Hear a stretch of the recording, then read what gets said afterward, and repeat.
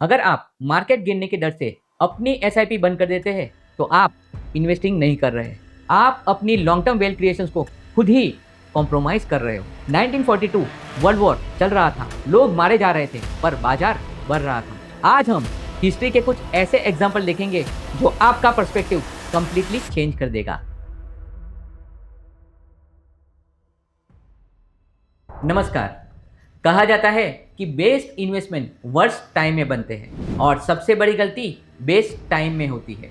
युद्ध को लेकर आज ज़्यादातर इन्वेस्टर्स चिंतित है।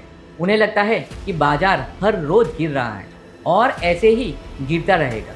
उन्हें लगता है कि इस बाजार में भारी नुकसान होगा। तो मेरी बात ध्यान से सुनिएगा। नुकसान आपको इसलिए नहीं होता है कि बाजार नीचे जा रहा है। नुकसान आपको इसलिए भी नहीं हो रहा है कि म्यूचुअल फंड की एनएवी नीचे जा रही है। नुकसान आपको इसलिए होता है कि युद्ध की दर की वजह से आप अपनी इन्वेस्टमेंट की जर्नी पूरा नहीं करते हैं और बीच में ही निकल जाते हैं।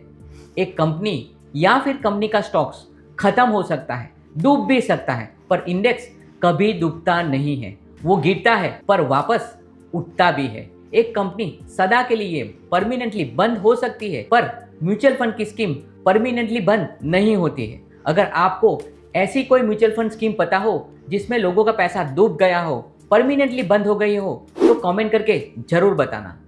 तो सबसे पहले आप अपने मन से ये डर निकाल लीजिए कि आपका पैसा डूब जाएगा। अगर आज हम युद्ध की बात करें तो मानव कभी भी सदा के लिए विनाश की तरफ नहीं जाता है। हाँ, युद्ध से विनाश होता है पर पुनर्निर्माण रिकंस्ट्रक्शन के मौके भी बनते हैं। बस यही बात हमें इस वीडियो में समझनी है।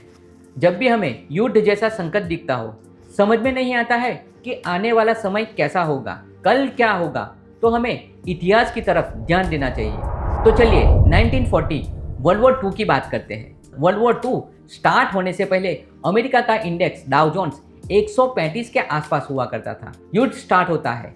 युद्ध की खबर आते ही मार्केट गिरता है और गिरते गिरते 100 के नीचे आ जाता है, करीब 93-95 के आसपास पहुंच जाता है। अभी 1942 खत्म भी नहीं होता है, युद्ध चल रहा है और तेजी से आगे बढ़ता जाता है, भयंकर बनता जाता है। उसके बावजूद बाजार बढ़ना स्टार्ट करता है और 1943 आते आते 140 के पार कर जाता है, जबकि वर्ल्ड वॉर 2 खत्म होता है 1945 में। सोचिए, जिस वर्ल्ड वॉर में 7 करोड़ से ज़्यादा लोग मारे जाते हैं, यूरोप कमजोर हो जाता है, वहीं बाजार बढ़ जाता है।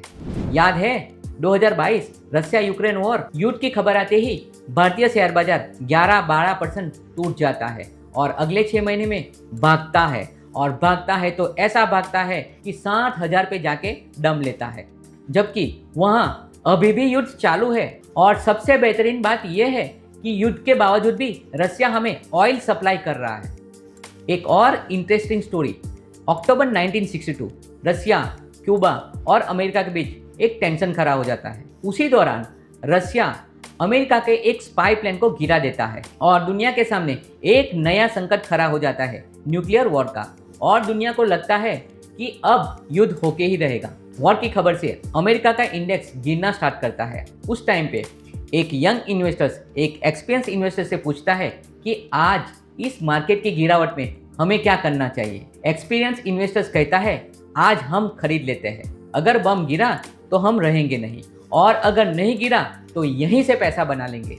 आज हर इक्विटी इन्वेस्टर्स ये जानना चाहता है कि इस गिरते हुए बाजार में हम क्या करें। क्या यह गिरावट का दौर कभी खत्म होगा?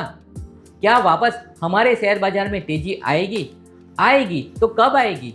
युद्ध के दरमियान भारतीय शेयर बाजार में कितनी गिरावट आती है और उसके बाद आने वाली तेजी कैसी होती है?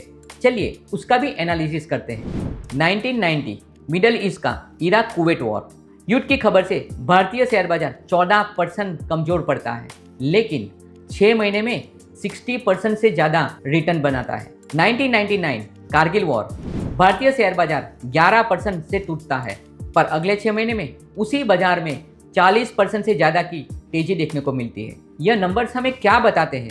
हर एक बड़ी घटना के बाद भारतीय शेयर बाजार गिरता जरूर है पर आगे जाके संभल भी जाता है। तो हमें क्या समझना है?